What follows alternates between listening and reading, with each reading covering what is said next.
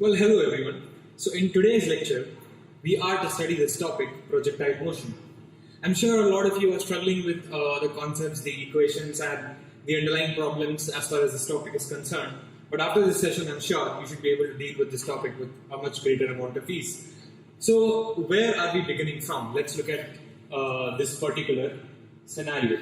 We're in a two-dimensional frame now. This is the x-axis, this is the y-axis, right? So nothing very different. X-axis is the horizontal plane.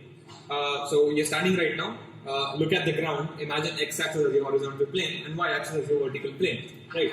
So if we throw a ball from this point and this point, I'm fixing it to be the origin, right? 0, 0. I'm throwing a particular body or a ball, anything from this particular point with some initial velocity u, right? There is an initial velocity which this particular ball has. That is u. So what we've already noticed, or like a lot of times when you throw a particular ball or something, you would have noticed that this particular ball takes this path, this trajectory. This is called the trajectory of the ball, right? And what we will see that this trajectory is actually a parabola, right? So parabola is a mathematical shape. This particular trajectory takes this shape, and we'll see as to why that happens, right? So we are to solve this particular motion. Remember, projectile motion is nothing but 2D kinematics. It is nothing but your 2D kinematics. And why is it 2D kinematics? Because it's dealing with two dimensions. One is your x-axis and the other is your y-axis. Now, if I were to state all of this, all what happens in this particular motion in one sentence, the gist of this entire thing, I would state it in one line, and that is perpendicular directions are independent. If you remember this one line, I'm sure you should be able to deal with this topic with a much greater amount of ease. Not just this topic, there are a lot of topics in physics which keep coming, and all of them apply the same concept called perpendicular directions are independent. What does that mean? If I have two directions, x and y axis, and they're mutually perpendicular to each other, what happens in the x-axis will have no effect on y-axis. What happens on the y-axis will have no effect on the x-axis. That is what it means. Let's see how we can apply that to our equations that we have to write now. So, what you already know is there is gravity acting downwards, right? The gravity is a form of an acceleration in the downward direction. That is your g bar, right? And that's present throughout the space. I'm just drawing an arrow here, but that's present throughout the vertical space. And there is nothing present in the horizontal space. There must have been, like in our real life scenarios, what we have is known as, what we have is air resistance, but we are ignoring air resistance as far as this particular case is concerned. So remember, we are ignoring air resistance, right? And we are just going ahead with gravity. That is the only force, or the only external gravitational force is the only external force that we are taking into consideration as far as this particular projectile motion is concerned. So let's see what all can happen here. So let's deal with x direction separately.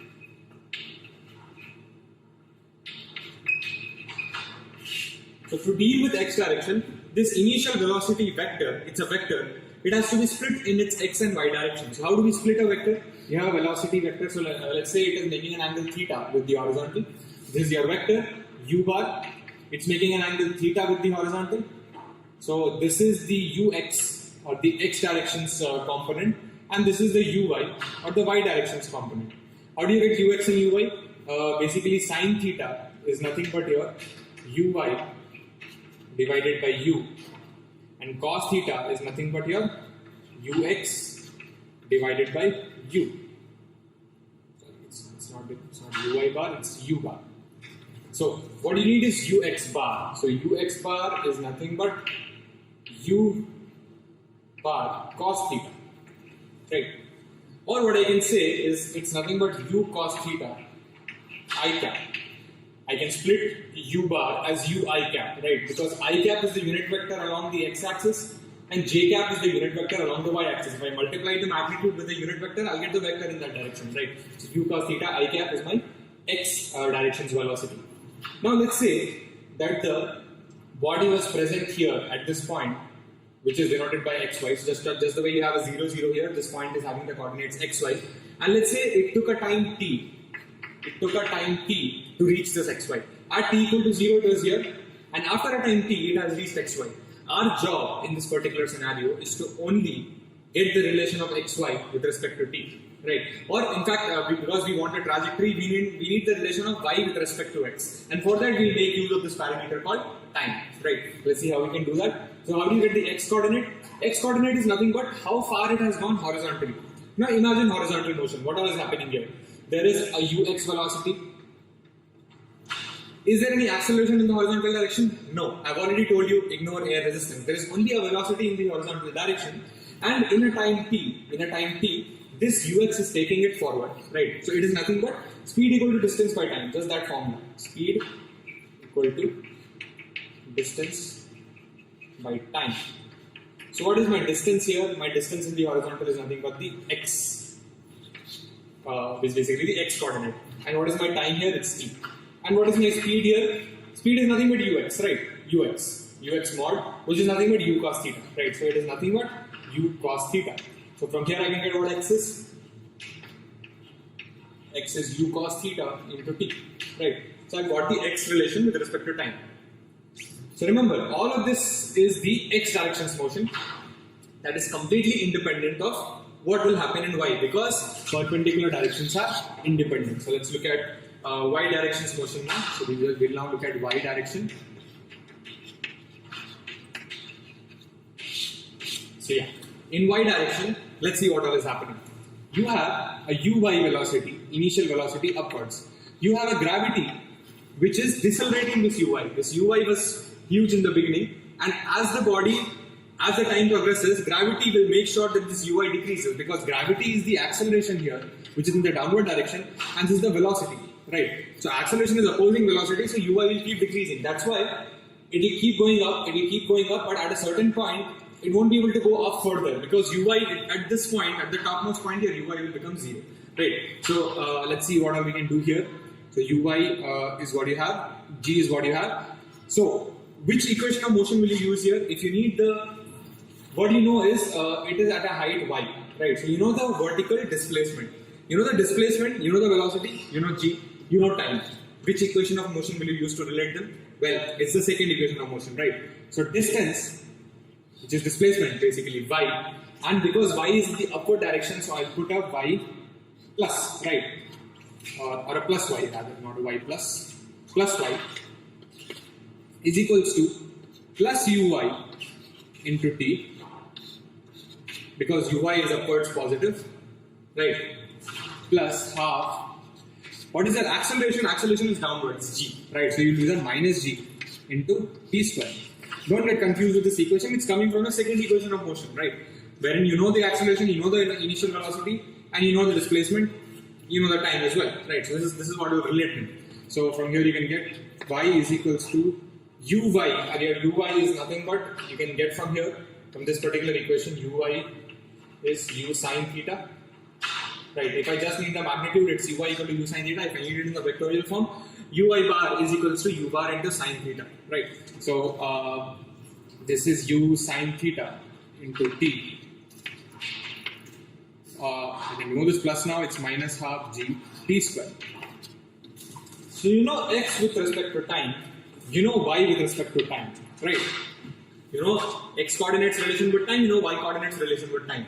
If you can eliminate time from these two equations, you'll get the equation of y with respect to x, and that is what our intention is. So how will we do that? From here, in this equation, you get t is equals to x by u cos theta. That's your first equation.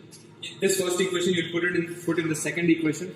So I will say 1 into shall give me this. So once I put this here, we'll get a y is equals to u sine theta into t is nothing but x by u cos theta. So you have x by u cos theta minus half g, and once again your t is nothing but x square by u square cos square theta.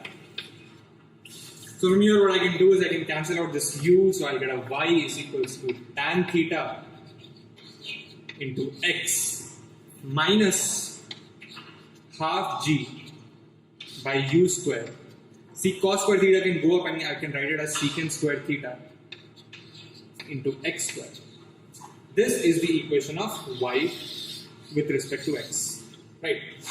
what is this? How does this look like? If I write it in this form, it's nothing but y is equals to ax square plus bx plus c. It is in this form, right? Where your c is 0, your c is 0, that's why there is no constant in this equation. And your a, which is the coefficient of x square, so this is x square, and this whole thing, if I write a plus and this whole thing in the bracket is the a, that nothing but the coefficient of x square, right? So that is, if that is less than 0, if the coefficient of x square is less than 0, first of all, this is a parabola. Y equal to ax square plus bx plus c mathematically is a parabola. And on top of that, if your a is less than 0, then your parabola will be downwards, right? That is why you have a downward parabola which results out of this motion.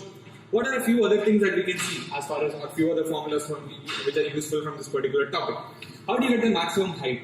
If you want to know how far it has gone upwards, how do you get that?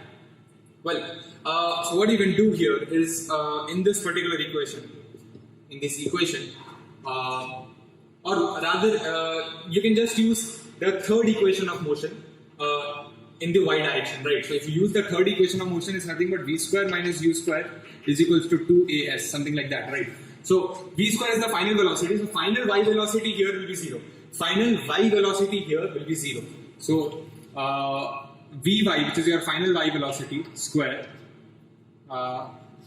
minus uy, which is your initial y velocity, is equals to 2 into acceleration is g downwards, so you'll have a minus g, into s is nothing but h, right, maximum height.